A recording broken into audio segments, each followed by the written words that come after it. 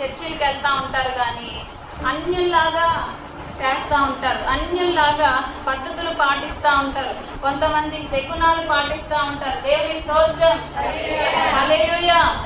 కొంతమంది చర్చిలకు వెళ్తారు కానీ వాస్తులు పాటిస్తారు. అవునా కదా? మంచి రోజులు చూస్తారా చూడరా? మంచి రోజులు చూస్తారా? ఒక పెళ్లి చేయాలి, ఒక ఇంట్లోకి వెళ్ళాలి, ఇంకోటి చేయాలంటే క్రైస్తవులే కానీ మంచి రోజులు చూస్తూ ఉంటారు. కొంతమంది క్రైస్తవులు పంతుల దగ్గరికి వెళ్ళి ముహూర్తాలు పెట్టించుకునే వాళ్ళు ఉంటారు. కొంతమంది చర్చికి వెళ్తానే ఉంటారు కానీ వాస్తులు పాటిస్తారు, సోదరులు అడుగుతారు. ఇట్లా చాలా రకరకాల శకునాలు పాటిస్తూ ఉంటారు. పిల్ల ఎదురొస్తే బయటికి పోకూడదని, లేకపోతే కుక్క ఎదురొస్తే బయటికి పోకూడదని, ఒక విధవరాలు ఎదురొస్తే బయటికి వెళ్ళకూడదని చెప్పి అట్లాగా అన్నిల ఆచారాలు పాటిస్తూ ఉంటారు. అలా ఆచారాలు పాటించే వారి జీవితాలు వ్యర్థం. ఆచార సంబంధమైన భక్తి దేవునికి నచ్చదు. ఆచార సంబంధమైన భక్తి దేవుడు ఇష్టపడ్డు. దేవునికి భక్తి చేస్తే సరిగ్గా భక్తి చేయాలి. ఒక్కాలు లోకం వైపు, ఒక్కాలు దేవుని వైపు, అట్లా రెండు పడవల మీద కాలు వేసి భక్తి చేస్తే చివరికి ఏం జరిగిందంటే మధ్యలో ఎటు కాకుండా మునిగిపోయే పరిస్థితి ఏర్పడింది.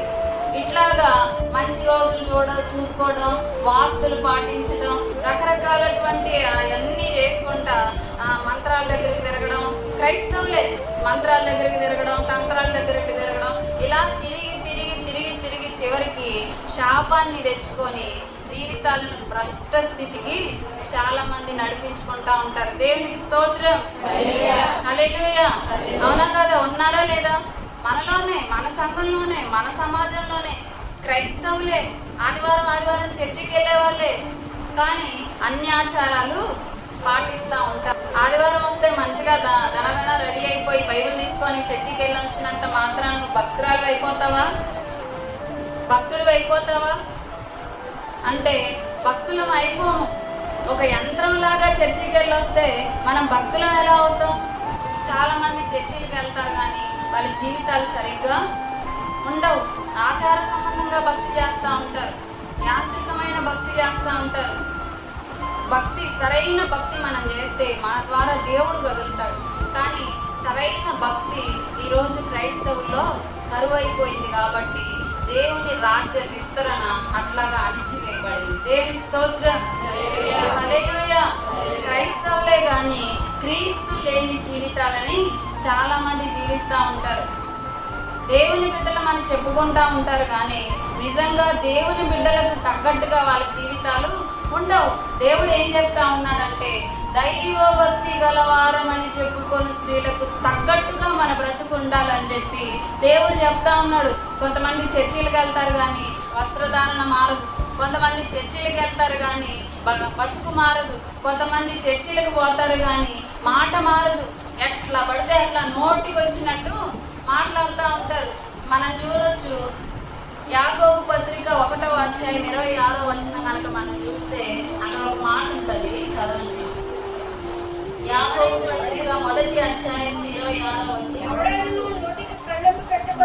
ఎవడైనా నోటికి కళ్ళము పెట్టుకొనుక తన హృదయమును మోసపరుచుకొనుచు భక్తి గలవారమని అనుకునే ఎడల వాని భక్తి వ్యర్థమే. భక్తి కూడా వ్యర్థమైపోయింది. ఎట్లాగో తెలుసా? నోటికి కళ్ళం పెట్టుకోకపోతే భక్తి వ్యర్థమైపోయింది. చాలా మంది బూతులు మాట్లాడతారు. మీ నోట దుర్భాష ఏదైనా రానియపుడి పరిశుద్ధాత్మను, మీలోని పరిశుద్ధాత్మను దుఃఖపరచుకుడి అని దేవుడు మాట్లాడుతూ ఉన్నాడు. చాలా మంది ఏం చేస్తారు? చర్చిలకు వెళ్తారు కానీ ఈ బజార్లో అరిస్తే పక్క బజార్లోకి వినపడాలి.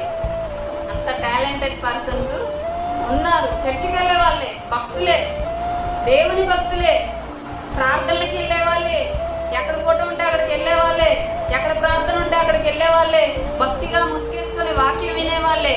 కానీ సమాజంలో నోరు తెరిస్తే జనాలు అదిరిపోయి ఆరిపోయేటట్లుగా చాలా మంది జీవితాలు ఉంటాయి.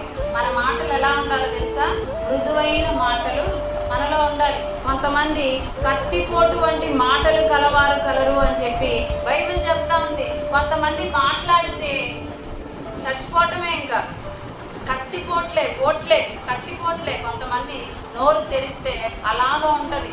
కొంతమంది నోరు తెరిచి మాట్లాడితే అట్లాగా అవతల వాళ్ళ పరిస్థితి ఉంటుంది.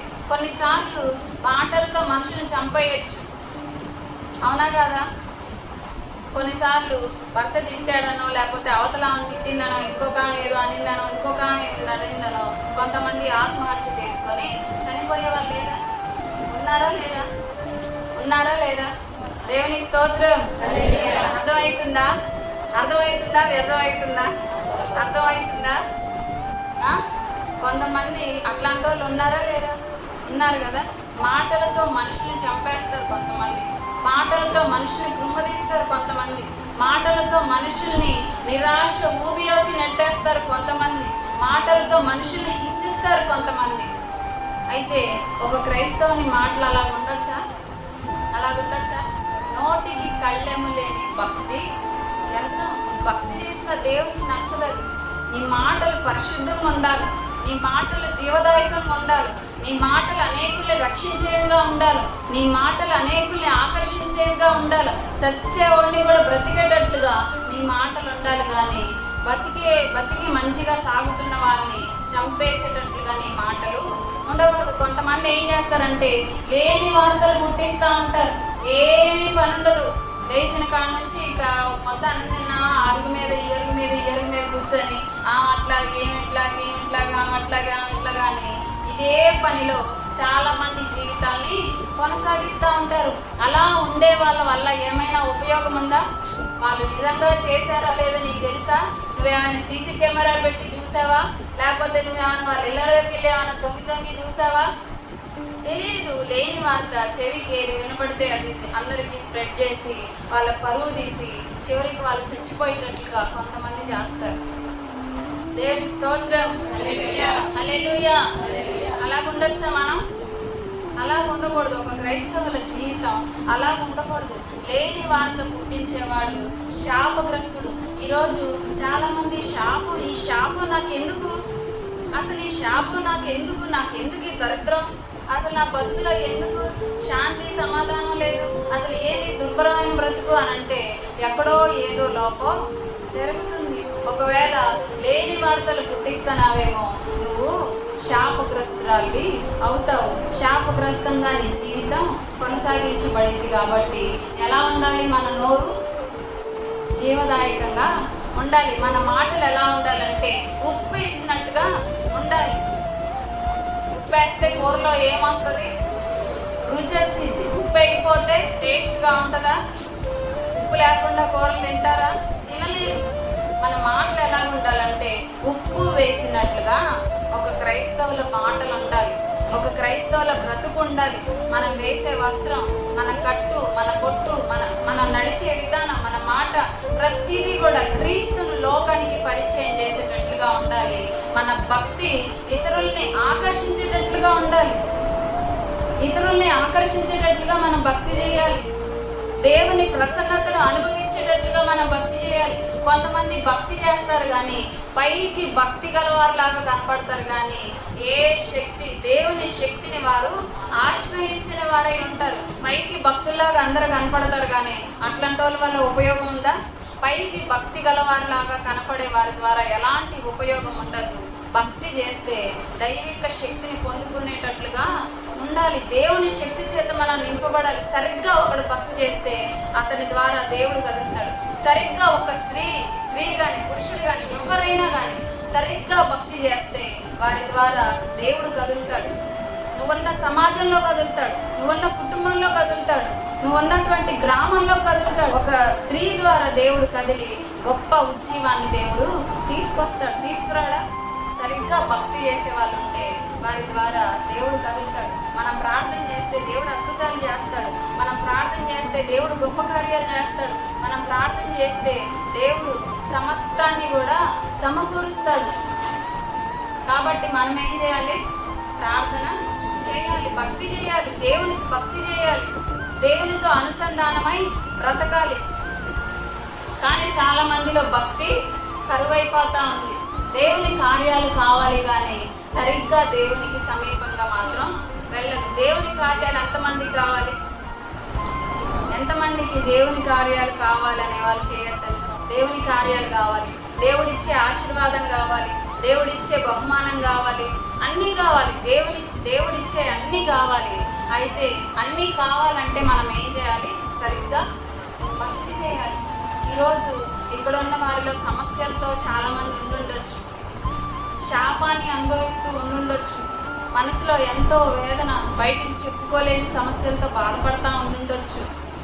వ్యతిరేక పరిస్థితుల మధ్యలో ఒక్క అడుగు కూడా ఇక ముందరకు వెయ్యలేము అనే పరిస్థితిలో మన జీవిత యాత్ర, ఇక్కడున్న వారి జీవిత యాత్ర సాగుతూ ఉండవచ్చు.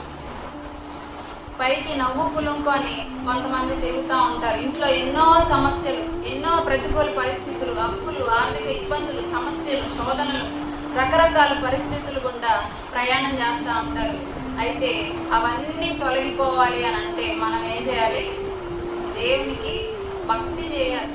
ఎవరి మనస్సు నీ మీద ఆనుకొనునో వానిని పూర్ణ శాంతి గలవానిగా చేస్తానని దేవుడు చెప్పాడు. ప్రయాసపడి భారము మోసుకొనుచున్న సమస్త జనులారా నా దగ్గరికి రండి అని దేవుడు పిలుస్తా ఉన్నాడు. ప్రయాసపడి భారం మోసుకుంటున్న సమస్త జనులారా నా దగ్గరికి రండి, నేను మీకు విశ్రాంతిని కలుగు చేస్తాను అని చెప్పి దేవుడు మాట్లాడుతూ ఉన్నాడు. దేవునికి స్తోత్రం, హల్లెలూయా.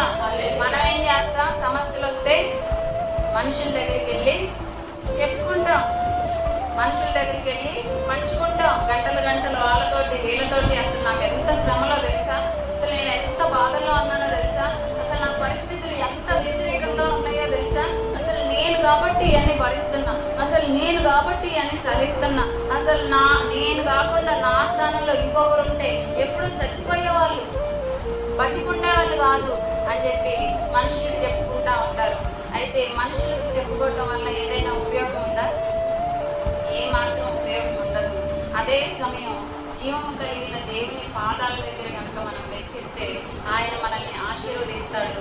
ఆ ఆశీర్వాదం 1 రోజు, 2 రోజులు, 3 రోజులు, 4 రోజులు కాదు, శాశ్వతం నిలిచి ఉంటుంది. కాబట్టి మనం ఏం చేయాలి? దేవునికి భక్తి చేయాలి. ఆచార సంబంధమైన భక్తి చేయాలా? సరైన భక్తి చేయాలి. సరైన భక్తి చేయడం ద్వారా దేవుని నామం ఘనపరచబడుతుంది. దేవుని కార్యాలు మన